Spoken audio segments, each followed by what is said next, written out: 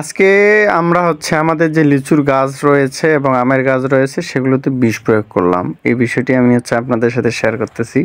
কথা বিষ দেওয়ার উদ্দেশ্যটা এখানে পোকামাকড় বা অন্যান্য উপদ্রব যাতে না থাকে গাছের মধ্যে আর কি, যাই হোক যাতে নষ্ট না করে দেয় ফুল জ্বালাগুলোকে। এখন কথা যে আমাদের এই যে লিচুর গাছ, এই লিচুর গাছের লিচুর কড়া আসে বা ফুল আসে, সব কিছুই আসে, কিন্তু আমার লিচুটা আটকে থাকে না বা লিচু আমরা খেতে পারি না, গাছটা অনেক বড়।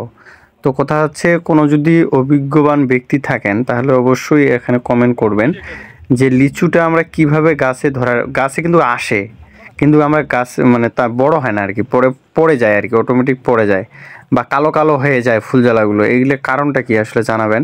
তো এখানে আমরা বিষ প্রয়োগ করতেছি। আমাদের অভিজ্ঞ এক কাকা রয়েছে, তিনি তার লিচুর বাগানে প্রায় 25 থেকে 30টা গাছ রয়েছে, সেখানে বিষ প্রয়োগ করলো। সেগুলো বিষের নামগুলো আমি যদি দেখাই আপনাদেরকে, সেটা লারমেথো ইক্সি নাকি লারমেথো ইক্সি এটা।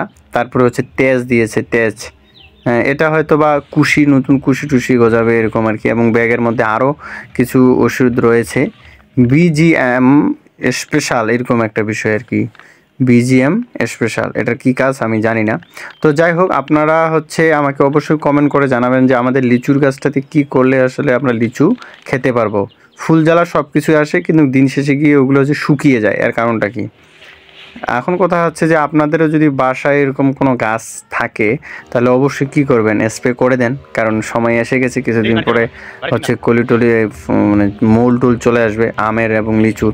তো তার জন্য দিচ্ছি আর কি। যাই হোক, এই আমের গাছগুলোতে প্রচুর আম ধরে, আমগুলো অনেক সুমিষ্ট আর কি, আমও ধরে এবং আমগুলো অনেক সুমিষ্ট। যাই হোক, আজকের কাজটা এখানেই ছিল আর কি, বিষ আর কি প্রয়োগ করলাম গাছগুলোর মধ্যে।